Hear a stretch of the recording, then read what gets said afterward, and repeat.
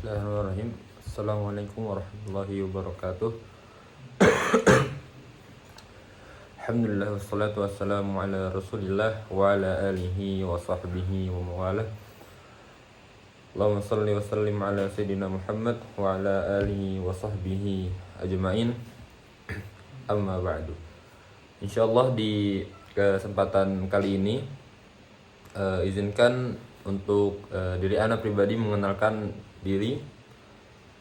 Nama saya Arik Nawar, prodi Ilmu Al-Quran dan Tafsir semester 4, yang insyaallah akan membahas terkait ilmu Rasam Utsmani. Di sini ada 6 pokok bahasan, yaitu pengantar ilmu Rasam Utsmani, kemudian metode Rasam Utsmani, kemudian kapan alif itu dibuang, kemudian penjelasan umum tentang Rasam Utsmani, kemudian yang kelima adalah kaidah-kaidah Rasam Utsmani, dan yang keenam adalah tentang perbedaan 3 standar mushaf, yaitu Rasam Utsmani, Madinah, dan Indonesia. Masuk kepada definisi, apa itu Rasam Utsmani?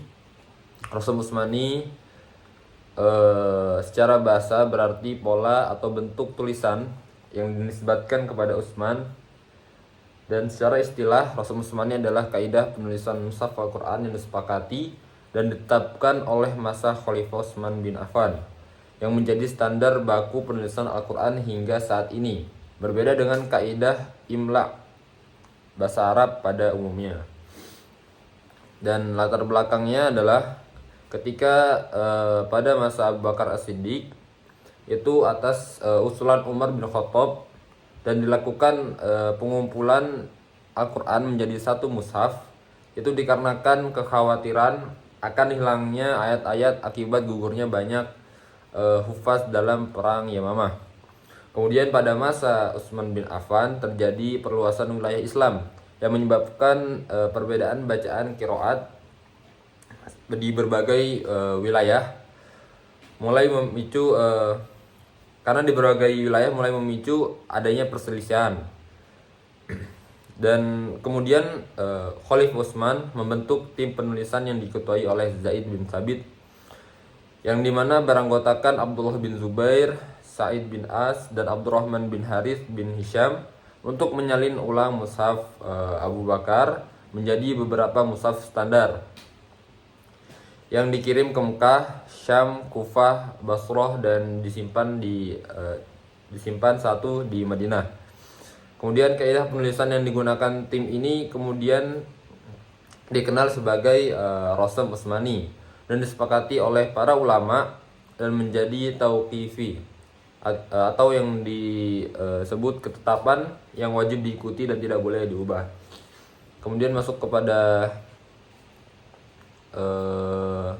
kedudukan hukum, yaitu para ulama atau jumhur ulama berpendapat bahwasannya menulis mushaf wajib mengikuti Rasam Utsmani, tidak boleh menggunakan kaidah imla modern karena beberapa hal, yaitu merupakan hasil ijma' sahabat, kemudian terkait erat dengan periwayatan qiraat yang mutawatir, kemudian menjaga orisinalitas dan kesinambungan sanad penulisan Al-Quran.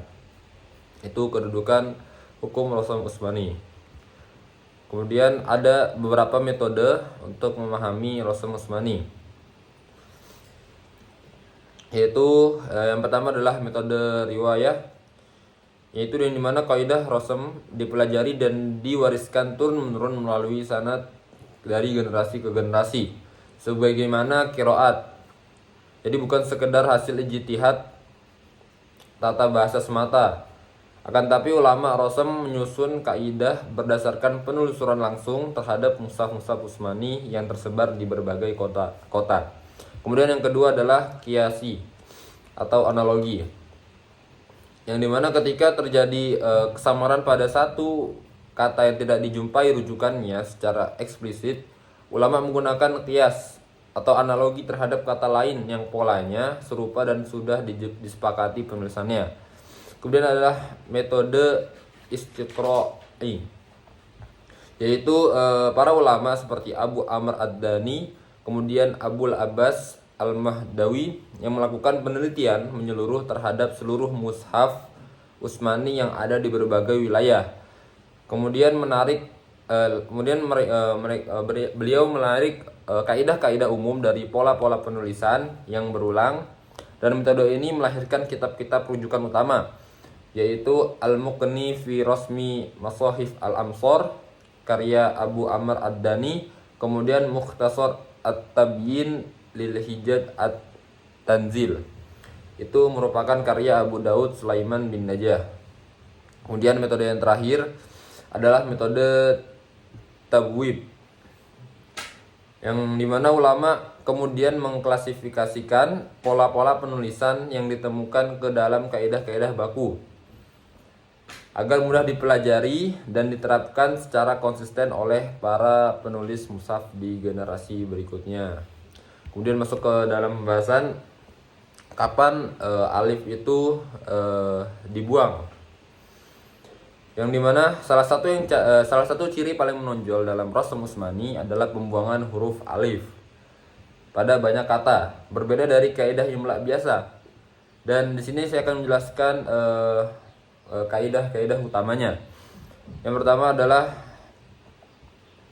alif yang dibuang pada isim. Jadi alif setelah isim huruf pertama pada isim tertentu, misalnya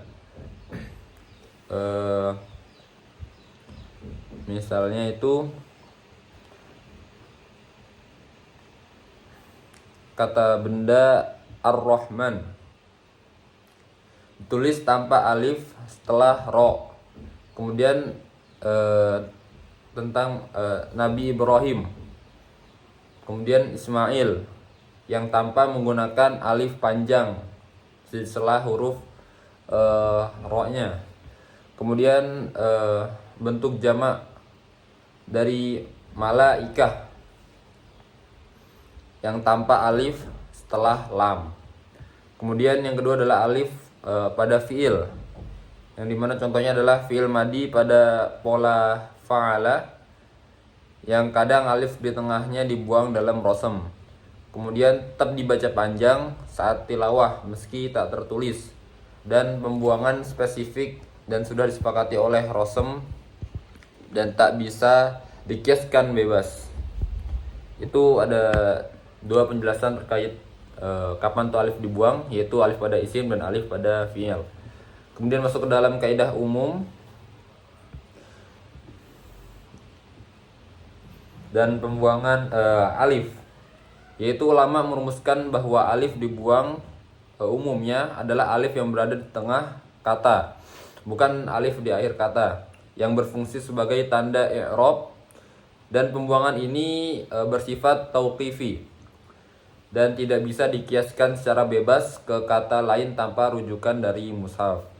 Kemudian ada fungsi atau hikmah dari pembuangan alif, yaitu yang pertama adalah efisiensi ruang tulis pada masa penulisan manual di atas kulit atau pelepah kurma. Kemudian mengakomodasi lebih dari satu qiraat dalam satu bentuk tulisan, karena tanpa adanya alif, satu kata bisa dibaca dengan variasi qiraat yang berbeda-beda, misalnya panjang atau pendeknya sebuah bacaan. Kemudian yang ketiga adalah menjaga fleksibilitas bacaan mutawatir tanpa mengubah bentuk dasar tulisan tersebut. Kemudian masuk ke dalam penjelasan umum terkait Rasm Utsmani, yaitu ada beberapa karakteristik utama yang membedakan dari kaidah imla atau ejaan dalam bahasa Arab standar. Yang pertama adalah tidak konsisten secara imla, yaitu satu kata yang sama bisa ditulis berbeda di ayat berbeda, tergantung konteks dan riwayat ayat tersebut. Contoh kata ni'mah ditulis dengan tak maftuhah di sebagian ayat lain, dan tak marbutoh tak maftuhah ditulis di sebagian ayat dan tak marbutoh di ayat yang lain. Kemudian adalah mengakomodasi ragam qiraat. Jadi bentuk tulisan tanpa harokat dan titik pada masa awal memungkinkan satu rasm dibaca dengan beberapa qiraat mutawatirah yang berbeda.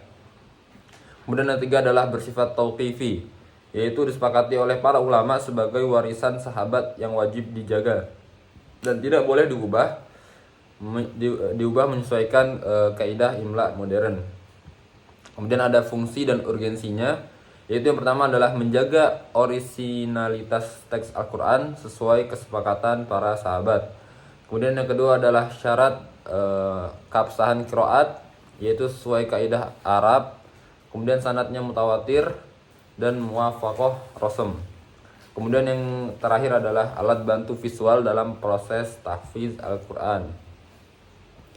Kemudian masuk ke dalam penjelasan lainnya, yaitu terkait ulama dan kitab rujukan utamanya. Yang pertama ada Abu Amr Ad-Dani yang memiliki kitab Al-Muqni fi Ma'rifati Marsumi Masahif Ahlil Amsar. Kemudian Abu Daud Sulaiman bin Najah yang kitabnya adalah Mukhtasar At-Tabyin. Kemudian Imam Asy-Syatibi yang kitabnya berkaitan erat dengan rasm dalam bidang qiraat, yaitu Aqilat Atrab Al-Qasaid. Kemudian yang terakhir adalah Al-Kharraz, yaitu yang memiliki kitab Maurid Az-Zam'an fi Rasmi Al-Quran, yang menjadi salah satu nazom syair rasm yang populer dan diajarkan di lembaga-lembaga Al-Quran hingga saat ini. Kemudian masuk kepada yang poin selanjutnya, yaitu kaidah-kaidah rasm Utsmani. Jadi ulama rasm termasuk Ad-Dani merumuskan 6 kaidah pokok Al-Qawaid As-Sittah dalam rasm Utsmani, yaitu menjadi 6 kaidah tadi. Yang pertama adalah al-hazf, yaitu pembuangan. Jadi pembuangan salah satu huruf dari bentuk penulisan standarnya, meliputi pembuangan alif yang tadi dijelaskan, kemudian pembuangan waw, kemudian pembuangan ya, dan pembuangan huruf karena idgham. Kemudian ada yang kedua adalah ziyadah, yaitu penambahan huruf yang tidak dilafalkan namun tetap ditulis. Misalnya penambahan alif setelah waw jamak pada fiil.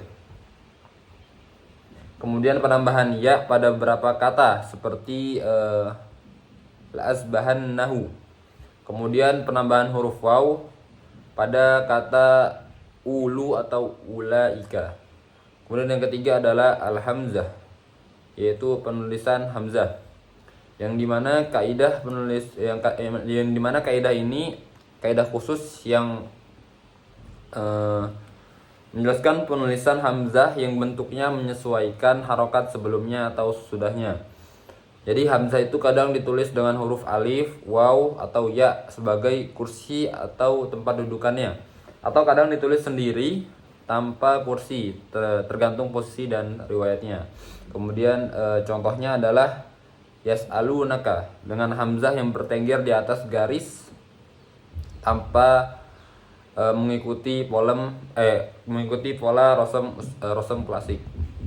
Kemudian yang keempat adalah al-badal, yaitu penggantian satu huruf dengan huruf lain dalam penulisan. Misalnya alif diganti ya pada kata mata, yang alif maksurohnya berbentuk ya tanpa titik. Kemudian tak marbutoh diganti tak maftuhah pada kata-kata tertentu. Itu adalah al-badal. Kemudian masuk kepada al-fasl wal wasl, yaitu kaidah tentang kapan dua kata ditulis terpisah atau disambung menjadi satu kata. Misalnya anla biasa ditulis terpisah, namun pada beberapa ayat disambung menjadi Allah. Kemudian masuk kepada kaidah yang keenam, yaitu ma fihi qiraatan, yaitu bentuk penulisan yang sengaja dibuat netral atau multi tafsir bacaan agar dapat mengakomodasi lebih dari satu qiraat mutawatirah dalam satu bentuk rasm yang sama. Misalnya Maliki Yaumiddin ditulis tanpa alif setelah mim, sehingga dapat dibaca Malik dengan mat, Malik atau Malik tanpa mat. Jadi Malik Yaumiddin atau Malik Yaumiddin. Itu adalah berapa kaidah pokok dari Rasm Utsmani. Kemudian kita masuk kepada perbandingan antara Rasm Utsmani, Mushaf Madinah dan Mushaf Indonesia. Jadi yang pertama yang kita bahas adalah Rasm Utsmani, yang sebagaimana dijelaskan tadi, yang merupakan kaidah penulisan asli yang disepakati oleh para sahabat pada masanya, yang bersifat tauqifi dan menjadi rujukan untuk seluruh mushaf di dunia Islam. Namun penerapan di lapangan tidak seragam 100% di setiap negara karena adanya perbedaan riwayat kitab Rasm yang dijadikan pedoman, yaitu Ad-Dani atau Ad-Abu Daud, serta beberapa kebijakan lembaga percetakan mushaf di negara masing-masing. Dan yang kedua adalah Mushaf Madinah.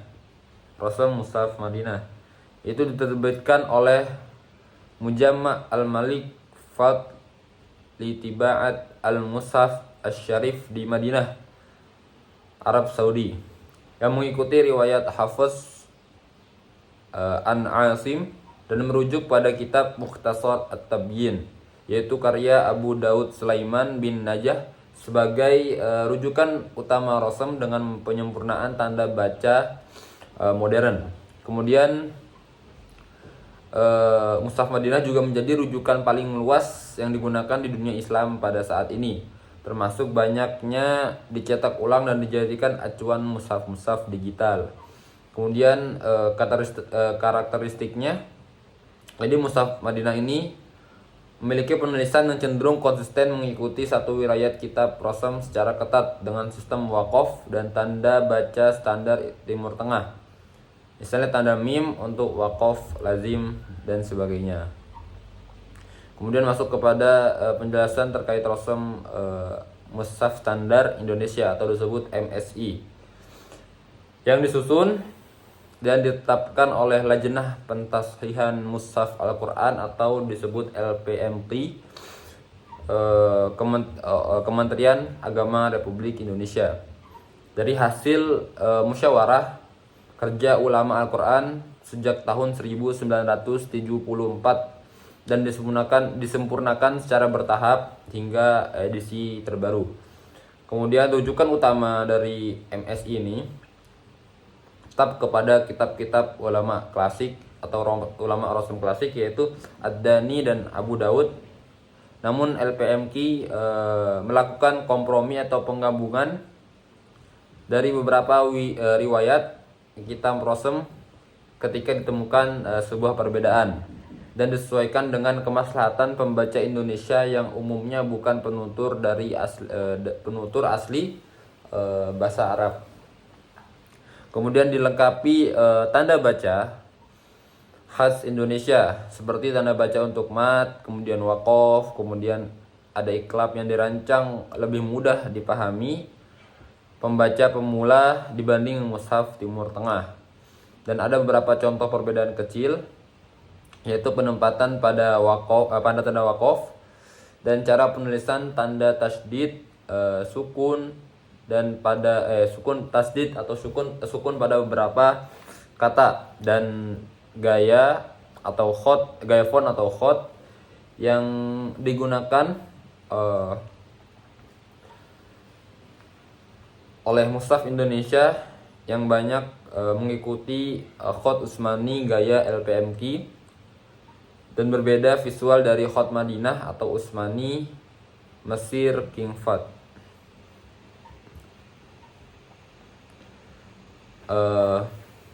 Dari penjelasan terkait perbandingan Rasm Utsmani, kemudian Mushaf Madinah dan Mushaf Indonesia, jadi perbedaan antar mushaf ini tidak mengubah makna atau kesohihan Al-Quran. Jadi karena seluruhnya itu tetap berpijak pada kaidah dasar Rasm Utsmani yang sama dan qiraat yang mutawatir. Perbedaannya hanya bersifat teknis, redaksional akibat pemilihan riwayat kitab Rasm yang berbeda, serta penyesuaian dobat atau tanda baca demi kemudahan pembaca di masing-masing wilayah, dan itu sebagai sebuah bentuk ijtihad teknis yang tetap dalam koridor menjaga kemurnian teks Al-Quran. Kemudian masuk kepada penjelasan akhir, yaitu kesimpulan. Jadi itu penjelasan terkait Rasul Usmani, yang dimana sebagai bentuk dalam menjaga warisan tulisan Al-Quran. Karena Rasul Usmani adalah kaidah tauqifi, yaitu warisan sahabat, bukan sekedar konvensi ejaan. Kemudian tadi dijelaskan juga tentang kaidah hazf, kemudian ziyadah, kemudian hamzah, kemudian badal, kemudian fasl, wasl, dan ma fihi qiraatan, yang menjaga fleksibilitas bacaan yang mutawatir. Kemudian tadi dijelaskan juga bahwasannya mushaf Madinah dan mushaf Indonesia adalah dua wajah penerapan modern dari akar rasom yang sama. Wallahu a'lam bishawab. Mungkin sekian pembahasan dari Ana. Kurang lebihnya mohon dimaafkan, dan jikalau terdapat kesalahan itu datang dari Ana pribadi. Syukron. Assalamualaikum warahmatullahi wabarakatuh.